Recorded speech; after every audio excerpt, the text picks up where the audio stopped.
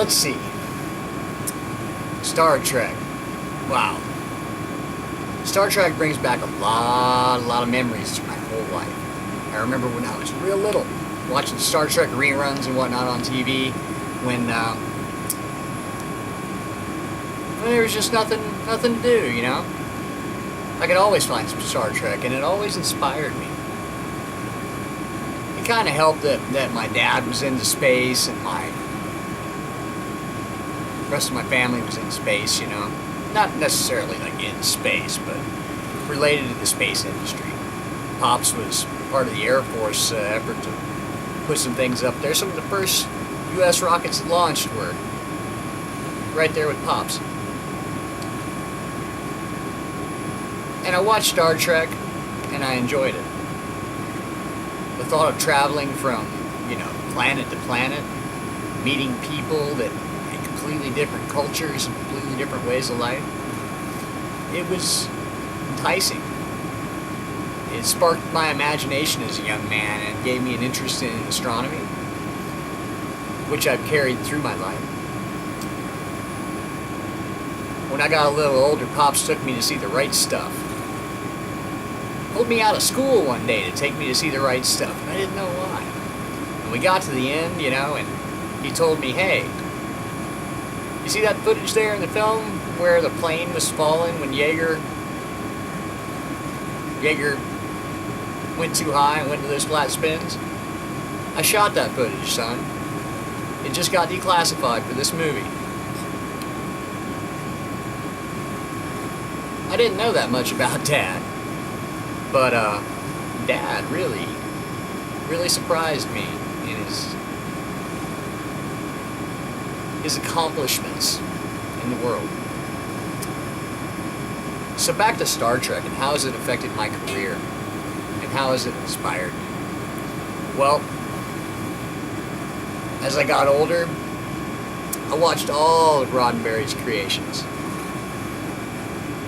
And I watched them again, and I watched them again. And now, I have an archive with every Star Trek ever made, sitting right here on a file server. I can call them up at random, I can call them up at will. And I do, and I learn things from them. I learned the vision of this man, Roddenberry. The things he saw, he was so far ahead of his time, it makes me wonder how we're even allowed to have people like that. So, as I studied,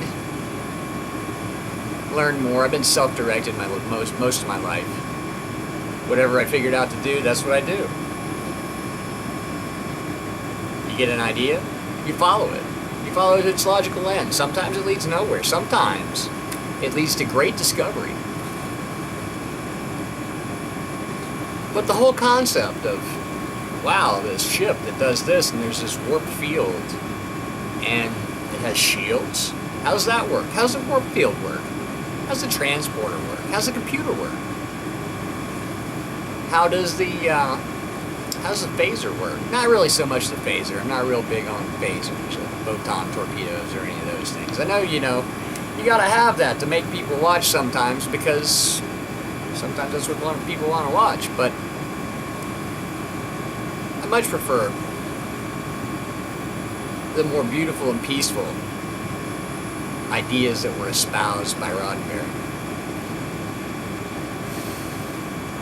So I look at our civilization now. This is one of the things I do with my life. I study our civilization, and I see what we can fix and how we can try to achieve a higher existence. How do we go from here to Star Trek?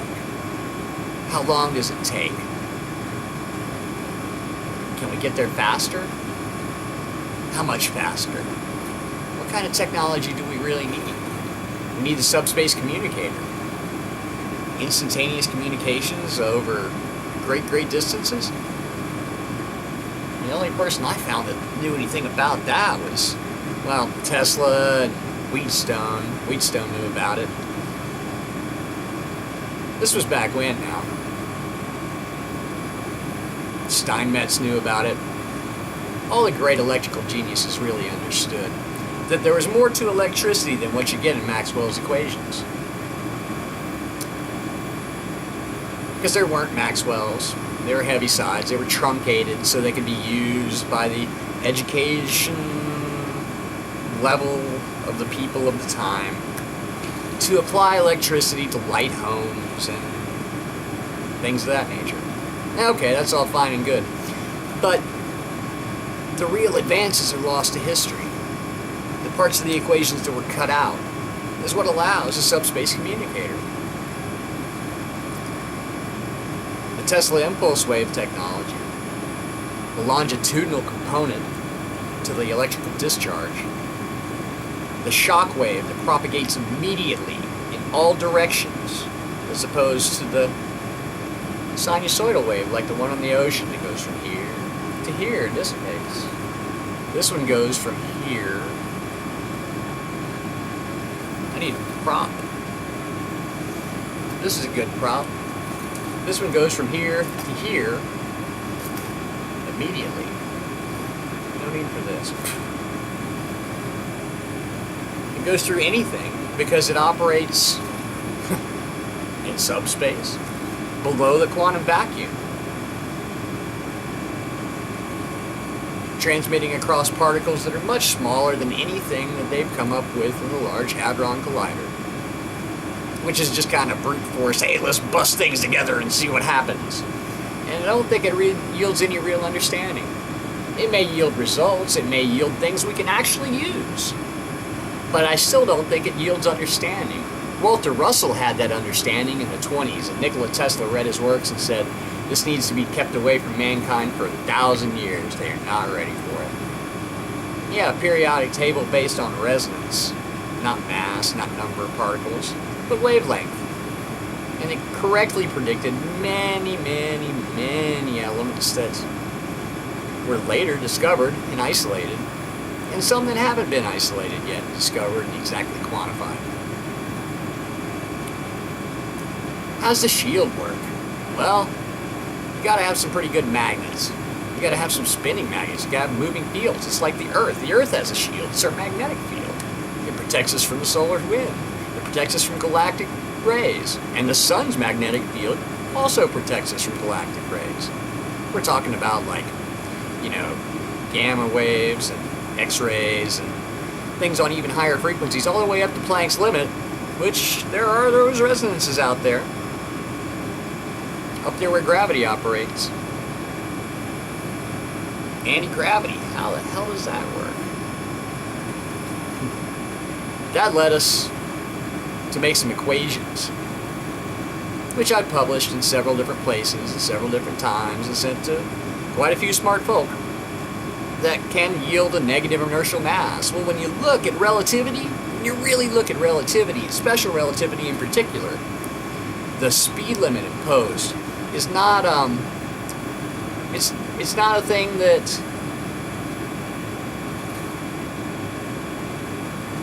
can happen when you have positive mass, because it's faster than light travel is not a thing that can happen when you have a positive mass. What a positive mass does is it approaches infinity as you approach the speed of light.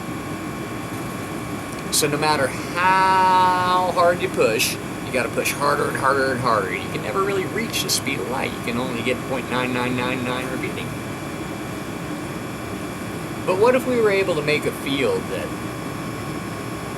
had a negative inertial mass? Turns out with our equations we figured out how to do that. You got to have very sharp impulses. I mean sharp, like picoseconds, of high voltage electrical discharge into magnetic apparatus. And those apparatus create a field which, when tuned properly, can create a negative inertial mass inside the core of the field. And we can apply that to things like saucer craft. We can apply that to things like the Coral Castle, where Edley Scalnan built this magnificent piece of structure all by himself, a monument of itself. And he correctly called it the Coral Castle because he mined it out of old coral, And before too long, it's going to be growing coral again. It's in Homestead, Florida. It'll probably last another 20, 30, 40 years before it's underwater. Just like my home here. I'm maybe 20 feet above sea level, and I'm on one of the highest parts of Daytona Beach. Wow. The world our kids are going to have to face. Now that makes it up to us to see that vision of Roddenberry and see it forward. Because like Stephen Hawking says, we can't put all our eggs in one basket, and that's what we're doing here. We got the whole shamil here, right on this one planet. This one planet. Well, if we hose this planet up, and guess what? We're doing a darn good job. Fukushima. Chernobyl.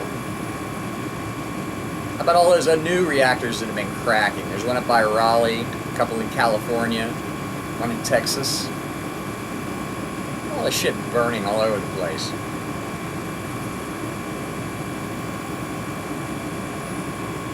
Not to mention what we did to the Gulf of Mexico. So foul. Yeah, let's poke a hole in the bottom of the ocean and see what spews out. So anyway, those are the problems we have to overcome so our children can have Star Trek. And that's how it's influenced my career. I've made devices like these back here to test and implement these Teslian technologies for our warp drive, our subspace communicator, our shields.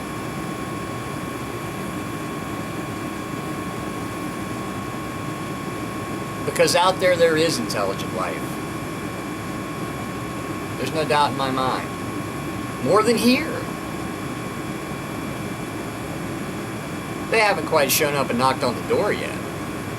But, hey, maybe one day. I don't know. Maybe they'll see this YouTube video and go, alright, this guy's okay, we can go see him. Let's go shake hands. Or whatever you got. I'm with it.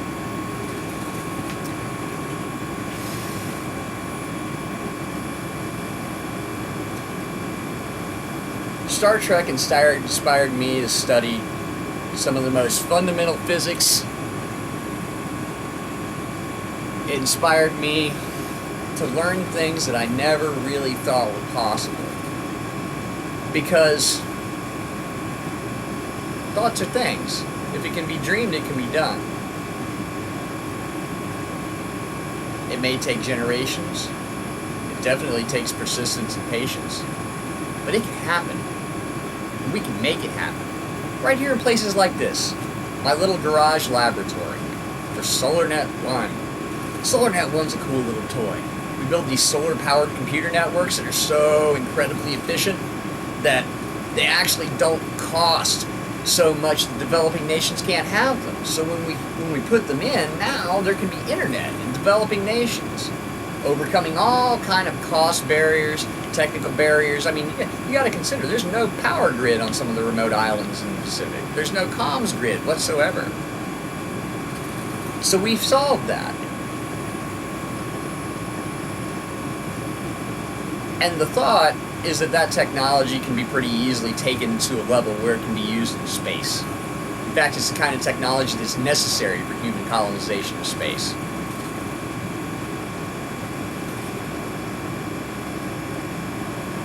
Would I love the chance to go? Yeah, I'd love the chance to go. Man, I'd love the chance to go. Send me to Mars. But don't make it a one-way trip. We don't have to burn rocket fuel to do it. We can properly apply the field equations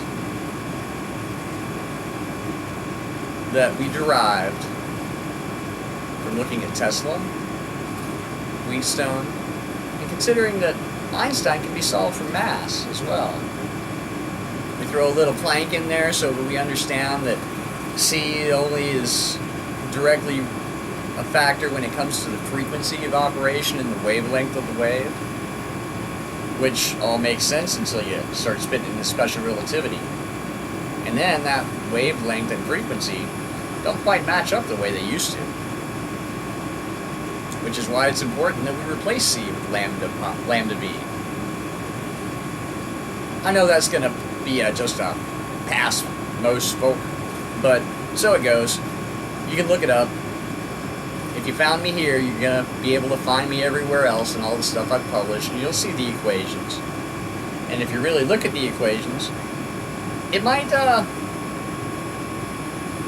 shock you. A little story about the guy I co-wrote the equations with. He went to, well, he's got a buddy that knows Neil deGrasse Tyson, so he had him send the equations over. Now, pardon me, Neil, if this is a fabrication of any point, okay? I didn't see the emails. I don't know the guy. I only know the guy that I wrote the equations with.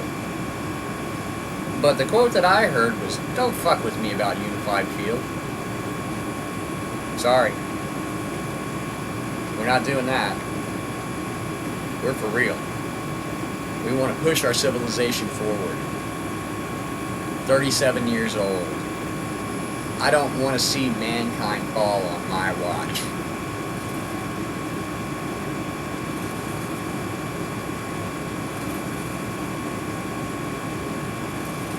I want to go to Mars. My wife doesn't want to go, so guess what? I'm not going to Mars. But I'll send my technology there. I'll send SolarNet 1s there, built to space specifications. I'll send devices like this right here. I'll send Tesla coils. This is the fastest motor on the planet. The fastest motor on the planet. There's a 1/8 inch magnetic sphere that spins inside this coil at 3.5 million RPMs. How can it go so fast? Its mass is reduced. This is an interesting one over here too. It's a little bigger version. And really, you know, this capacitor bank, that doesn't work like in a normal Tesla coil arrangement. That's a big, fat, low voltage, high capacity capacitor bank. It's storage. It's like a smoothing cap for a large power system. Because this device was originally designed to run off a 164 watt solar panel. And when the sun goes down, or not really when it goes down, but when a cloud goes over, that voltage that's driving the system is going to drop. Except not with this capacitor bank. Then it's going to stay pretty steady, because that capacitor bank can hold a lot of juice. I could arc weld for about 1.5 minutes with that, with a big fat flame. If I shorted it across that coil, it would shoot that magnet right through that wall.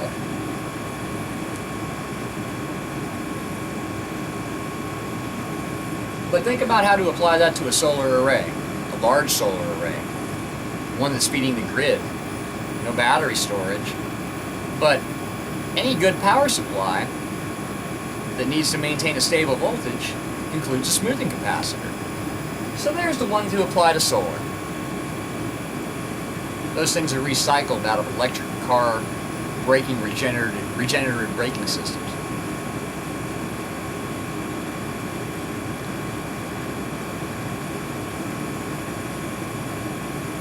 Star Trek's inspired me to build things. The ideas espoused in Star Trek of various and assorted generations. And I've watched all of them intently. It has shown me things that are possible that people still believe are science fiction. So I've set about to building some of them. And I think I made some pretty good progress. It inspired me to study heliophysics, physics of the sun, which allowed me to improve the method of predicting solar flares significantly. When, where, how strong. I made several predictions last year that were accurate to within a day or so of Earth-affecting solar flares and coronal mass ejections. Hopefully NASA picked up on it. I think they did. I talked to some of those folks, I think. And with any luck, they'll be able to apply it. I still make flare reports. Whenever there's a CME, I'm the first one shouting, "Incoming! we ask you satellites? Unplug your air conditioners, it's gonna be hairy.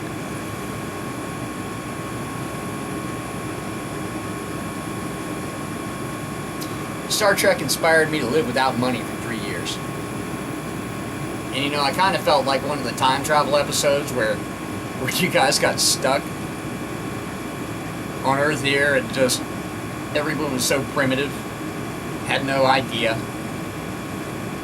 Just chasing a dollar, not really doing anything with their life, just chasing a dollar. But for 3 years I lived without money through the good grace of many people who would assist me in my process. And it taught me a lot of things. First, it gave me the time and inclination to learn to master the Unix. With that operating system under my control, I was able to later develop the Solar Network system. It inspired me to look at civilization and look at the people around me a different way. To look at them as though, what would they be like were they not beholden to finance? It'd be a totally different place. The elimination of disease, war, famine. All of these things are within our power. It simply takes an enlightened, evolved concept like those espoused in Star Trek. So, Mr. Shatner, I thank you for inviting me to give this talk. I hope you enjoyed my opinions. I hope, in fact I know, that you've made me aware of a great many things. But first and foremost, you've made me aware of what I'm trying to accomplish.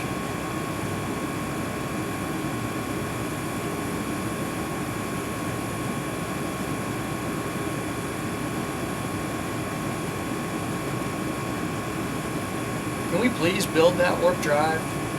Can we please build those shields? I've got a shield running around the house now. Differently tuned testicoils, making interferometry that are neutralizing the radiation.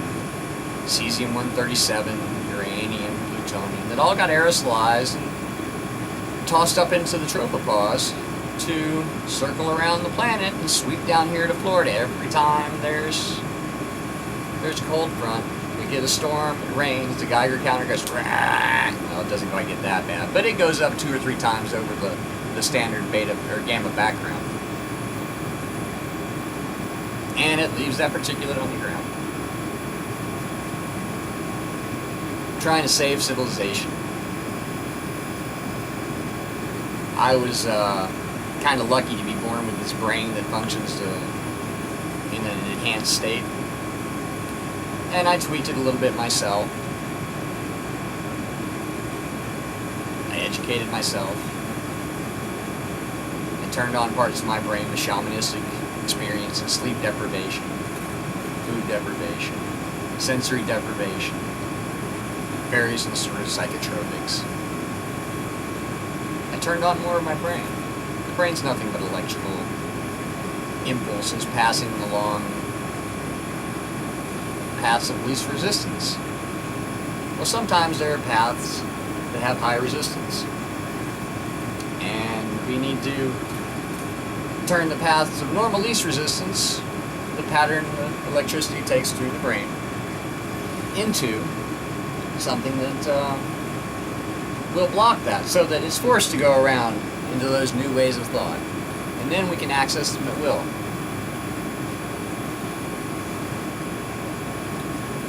Star Trek has inspired me, sir. It has inspired me to become a scientist. It's inspired me to want my own spacecraft. Can we build the warp drive? Can we build the shields? Can we build a subspace communicator? Because guess what? We're going to need that when we colonize Mars. 4 hours propagation delay makes it very difficult. We coded our way around it with a delay tolerance system. Store and forward. This spacecraft holds it until the spacecraft that we want to reach is in range, etc. Ding, ding, ding. But if we use Tesla's impulse waves, we can make it instantaneously. Who knows where else we can communicate? Can we reach Alpha Centauri? Can we reach Sirius? Can we reach the Andromeda Galaxy? Yeah, I think so. We just need to know how to listen. Particularly, we need to know how to listen to a lot of what Mr. Roddenberry said, and what you portrayed for all of us. Thank you for this opportunity, Mr. Shatner. Let's move forward. Let's move our civilization forward, or I fear we're going to lose it.